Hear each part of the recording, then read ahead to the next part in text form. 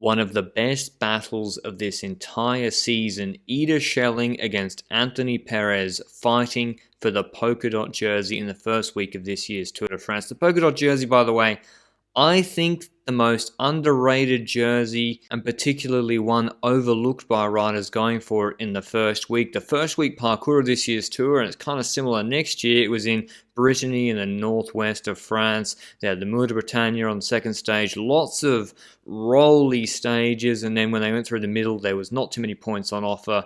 And the real first mountain stages were Le Grand Bonnant on stage 8. So you didn't need to be a great climber to take the jersey and hold it for the week. And the polka dot jersey is just not one that's going to be targeted by the likes of Van der Poel or Quintana or superstars in the first week. And I think it's a lot easier to get it if you target it with the right rider as compared to the green jersey. Because to get the green jersey, you need to be winning the bunch sprints, so you need a top sprinter. To take the yellow jersey early, you need to be winning stages, and that was Julian Alaphilippe. You need to be one of the best punchers in the world. And there's not all teams that can go for the polka dot jersey. The big GC teams like Ineos, like Jumbo-Visma, like UAE will not send riders up the road in breaks to target the jersey, nor will potential stage-winning teams like De Koning and Alpecin. It's more like Astana who will target it. And previous riders who have taken it for a good portion of the first week in the past is Sturven, Dion Smith when he was on Wanty, Greg Van Avermaet on CCC, Tim Wellens on Lotto Soudal, a lot of Belgians here, and obviously Benoit Cosnefroid, the worst climber to ever take it for 2 full weeks. And speaking of Benoit Cosnefroid, going back a bit to Brabantse-Pijl at the start of this year, this was a good insight into who might be a likely rider to take the polka dot jersey. We have Tymon Arensman on DSM, who would have been a really strong rider to take it. Rob Stannard, Dylan Teuns, but there we saw Ida Schelling on a rolly course where you still need a lot of punch on short climbs. Ida Schelling bridging across to that group of Cavagnac, Wout and Pidcock. You need punch, you need a sprint at the end, you need to be able to do a 1 minute 90-second effort max. And yes, he's not as good as the likes of Pidcock and Wout van Aert. They got separation on the Hearthstraat every time. But when you look behind, forget about Pidcock absolutely ruining Wout van Aert in that sprint. When you look behind at who won the sprint for fourth and looking at the sort of riders who might get in a break in the Tour, it was Ida Schelling winning that sprint at Brabantse-Pijl earlier in the year. And so when we get to stage 1, Brest to Landernau, we have 8 points on offer. Just a quick explanation. Cat 4s are 1 point each. Cat 3s are 2 points for the first rider, 1 point for the second rider. So the last climb, the Côte de la Fosse au Loup, that would be 2 points, probably the stage winner, not going to be the break. It'll be obviously Julian Alaphilippe or a puncher, or Roglic, Pogačar, those sort of riders. So if you take 5 of the 8 points, you're set, or if you take 3 or 4, you're probably all right as well. But Campenaerts took the first point. He seemed to be going for the polka dot jersey as well, but that break got brought back. Then there was Roland, Perez, and Schelling chasing behind, trying to get in that break. So you can't just be good on the climbs. You can't be, because like George Zimmerman would have been better, or Rota or someone would have been better to get in this break for Intermarché when instead of Van Poppel, I think it is, who took a 1 point there. So 2 points already down. And Perez and Schelling don't have any. Schelling's going back to the car before on the Côte de Locronan, which is, it was okay at about 9%, really, really hard climb. 2 points available, Cat 3 climb. He went for the longest sprint in existence, but got caught by Perez before the steep finish, who beat him in the sprint, taking 2 points, and Ida Schelling only taking 1 point. So Perez taking the early lead, 2 points of the 4 that had been available up to this point with 136 Ks to go on the stage. And this battle would continue over the course of 3 or 4 days between these riders. Then the next Cat 4, the Côte de Stang-au-Goron, only 1 point available. Again, Schelling looking back to the car, and then he decides to just absolutely launch it early, before the climb really even starts. Gets a really good slipstream off the motorbike and sandwiched between the cars, and no one reacts from the group. He goes clear. He takes another point to go 2-2 with Anthony Perez and gets an actual gap on that group, which is another way to go about it. Instead of sprinting every time, you just go clear, you waltz over the last Cat 4, and you take another point. 3 points for Ida Schelling.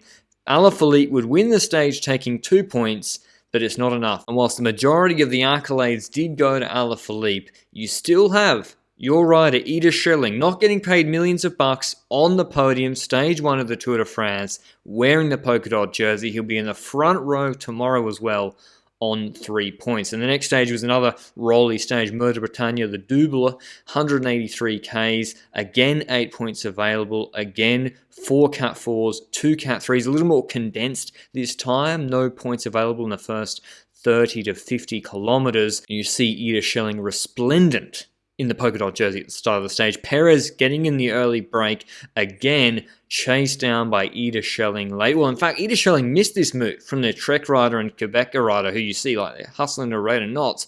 He missed this, and he did a solo bridge across. So he's literally the perfect rider to have gone for this. So I commend him and Bora Hansgrohe for the way they targeted this jersey in the first week for Ida Schelling. And then the sprint started between him and Perez. Perez getting the better of him on this Cat 4 sprint, only 1 point available, which put him at 3 points apiece between him and Schelling, with not too many points available, and the likelihood being that this break would get caught before the second to last ascent of the Mur de Bretagne, which had bonus seconds available on the Côte de Porridge. Again, category 4, only 1 point available. Schelling testing Perez, who then goes on the other side, uses the traffic island as a barrier, plus the motorbike slipstream. This is one of the longest sprints. This is with 2Ks to go before the climb, these two sprinting. It was fantastic entertainment. That's why I love the polka dot jersey battle. And you got to remember, like, Ida Schelling, he's really good in the Ardennes. Even in Amstel Gold Race, he was good. But as I said, like, you can target this if you're a team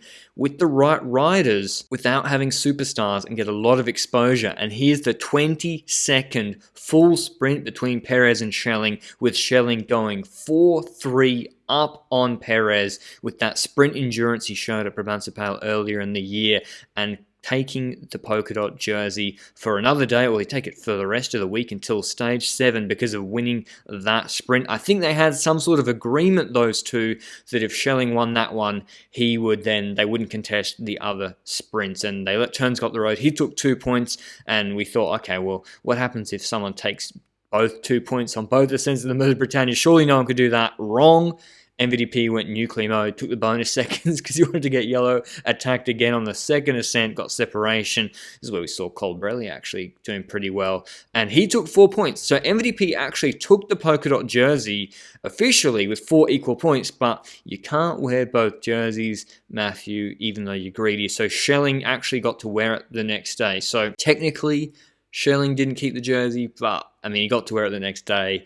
Bora Hansgrohe got to post about it on social media the next day. The cameras were on a minute the next day, and there was 2 Cat 4s, so 2 points available. And you got to be on it. The defense of it, as I said, is not just sprinting at the end of the climb. You've got to get in the break. He even made the break with the 2 B&B hotel riders, and he saw Perez wasn't there for Cofidis, so this was a lot easier for him on stage 3, taking the first point uncontested, going 5-4 ahead of Mathieu van der Poel, and then just slipped back away from the break and said, thanks for coming, mission accomplished for Ida Schelling, who we'll probably see more of next year in a leadership role. Or he already sort of was in the Ardennes this year for Bora Hansgrohe, but he's almost as good as Schachmann now in the likes of Amstel Gold Race and Brabantse Pijl. And we'll see this next year as well, when the pure pancake flat sprint stages start with no KOM points available. You get to line up on that front row day in, day out of that first week, getting on the podium without even having to contest it on half of these days. You see who is in the break, Greg Van Avermaet on no KOM points, and Ida Schelling just got to sit pretty in the polka dot jersey, letting Tim de Klerk do all the work. So definitely one of my favourite battles of the year that I wanted to shine a light on, this Schelling-Anthony Perez battle. And you look at the data, the viewership data, if you get that KOM jersey on the opening weekend, is it more exposure than like winning GC at Catalunya? I don't know. Let's take a look at next year's Tour de France though, and what sort of rider might be the right one to target the polka dot jersey in the first week. We've got a TT in Copenhagen to open up. I don't think there'll be any KOM points available. And then we have 2 more stages in Denmark. Then they transfer Dunkirk to Calais. Loads of flat stages, the Arenberg stage. The real climbing only starts, I think, on stage 7 or 8 when they have the Super Planche de Belfi, where there'll be a lot of points available, one would think.